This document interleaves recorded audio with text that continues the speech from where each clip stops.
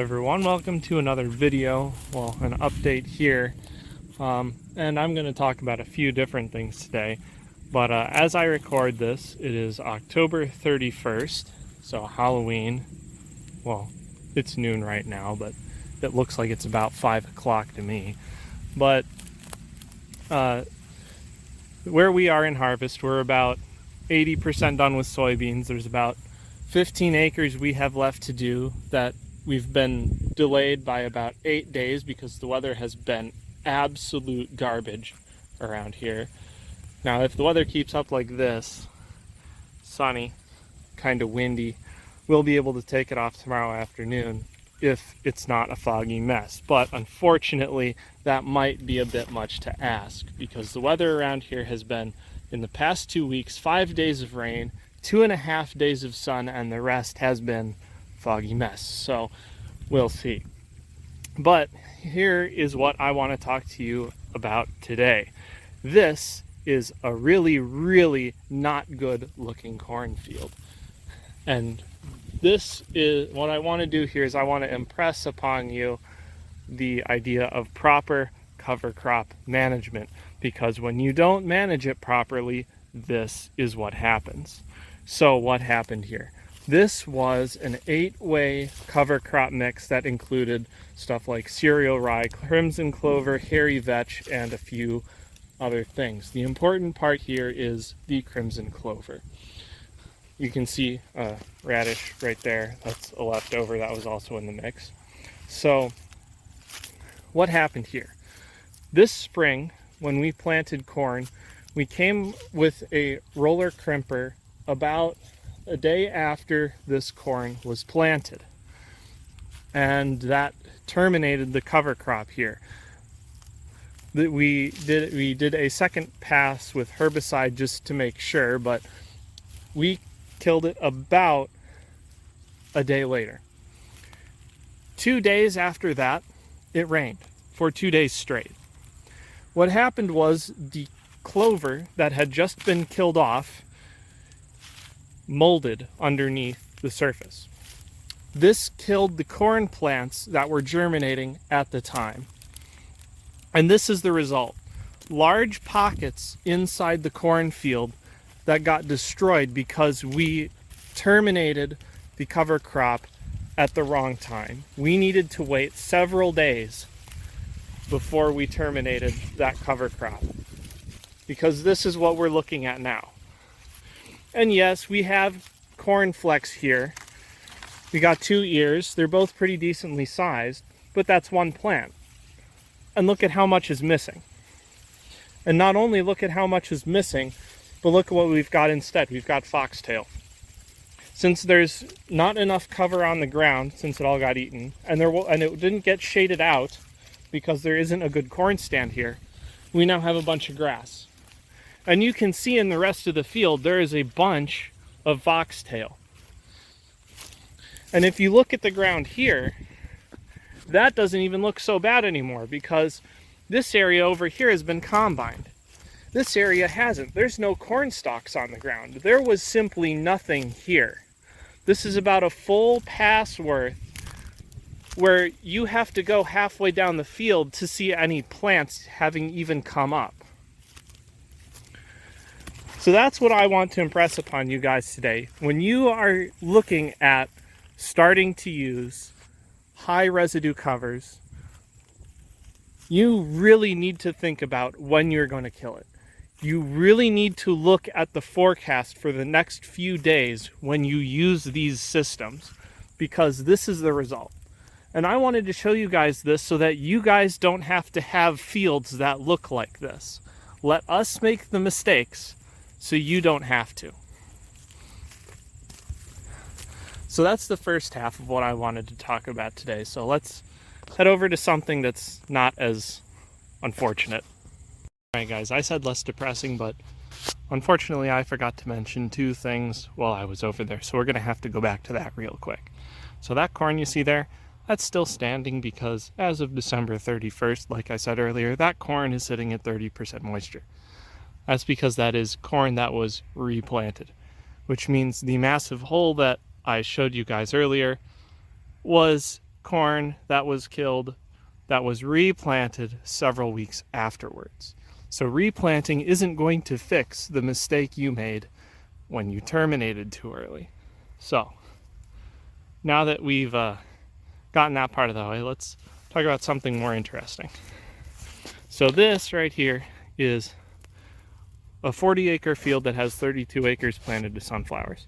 So I mentioned that we were doing double crop sunflowers, so let me explain what the deal is here. Let's not talk about the mare's tail. So the idea here is we've got a cover crop. You can see radishes right here. There's other stuff. I don't see any more pearl millet still standing. But the idea is after a small grain and you put in your large cover crop, it saves you money on herbicide for next year because in some cases you can skip a herbicide pass. It saves you money on buying fertilizer. For example, this year we only put down 90 pounds of nitrogen to get the yields we're getting, which is pretty good, not gonna lie. We're having a pretty good year on corn. But what it doesn't do, that double crop beans, for example, would do, is it doesn't actively give you money that you can spend that year. So the idea is, what crop can you plant inside a high density or high residue mix that you can harvest off and get a profit that year and see a benefit to your corn next year? So this is what we're trying. Last year we did sunflowers. It didn't work too well because we really didn't know what we were doing and we harvested them way too wet. And by way too wet, I mean I had to go up into the bin of the combine and poke it with a stick to get it to go into the unload auger. And we also did it with sorghum. We don't really have a market for sorghum around here, so it just got fed to the cows, so we're not trying it again this year. But sunflowers we can sell for birdseed or for sunflower oil, and we do have markets. So we're trying them again, and this year instead of putting them in the drill, we put them in our corn planter. You can see the rows. So, and last year we tried with our platform head. The problem is the fingers would skewer the head like this, rotate it around. Well, it would basically pull it around and throw it out the front of the combine. It doesn't work too well. There's probably better ways to do it. Well, there's sunflower heads, but we don't have one of those. So this year we're going to try it with our corn header since we used the corn planter, and we're going to see if that turns out any better. So I will have a video on that when we actually start harvesting these, and it hopefully won't be too long now, but that's what the deal is with the sunflowers here. I promise you we're not intentionally trying to grow mare's tail. It's just there. It'll get killed with the corn spray next year, right? Right? We can hope. So that's what's going on here. For the rest of the video, I'm gonna give you guys some footage of us harvesting that field over there. It's gonna have some of our first like actual good drone footage of our new drill we got 2 years ago, because the only videos we've had of our drill planting cover crops is or anything really is from our old 13-foot drill. You'll get to see our big fancy 30-foot drill now. So that's what the rest of this video is going to be, but that is all for the commentary here. Thank you guys for watching, and I will see you in the next video.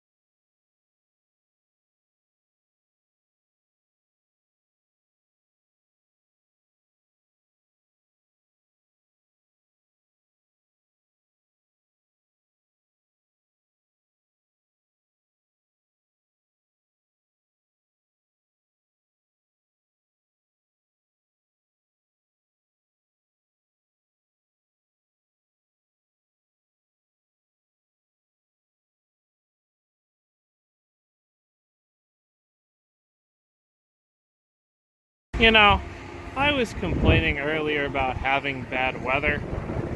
Well, we finally have enough weather where the beans are dry enough to run. They're 14% right now. We've got 20-mile-an-hour winds. And what kind of weather do we get?